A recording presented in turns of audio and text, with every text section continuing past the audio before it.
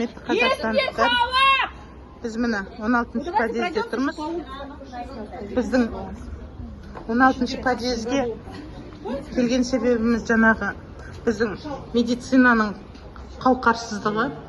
Қанша миллиард теңгелер бөлініп жатса да медицинаның ешқандай сапасы жоқ екенін айтып, қымбатшылықтың басым болып жатқанын айтып, одан әлеуметтік халықтың жағдайы азайып жатқанын айтып, жерде түсіруге болмайды. мен ішіне кіріп түсіріп жатқан жоқпын, мен осы жерде түсіріп жатырмын. Міне осылай біз конференция залда отыр едік, мына жігіт бізді шығарып алып кетті.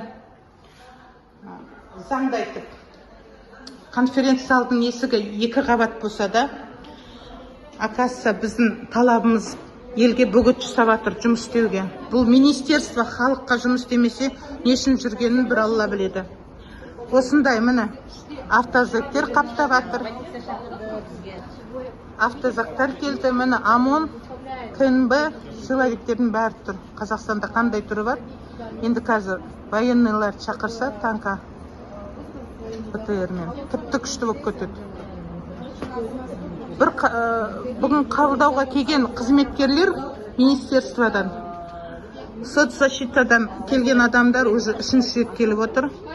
Құзырлы қызметті жақсы айтатын адамдар не десе дағы қолынан іс келетін деген құзырлы орындар келген жоқ. Өңкей әйтеуір естіп тыңдап барып отчет жасап, отписка жазатын әйелдер келді, қызметкерлер.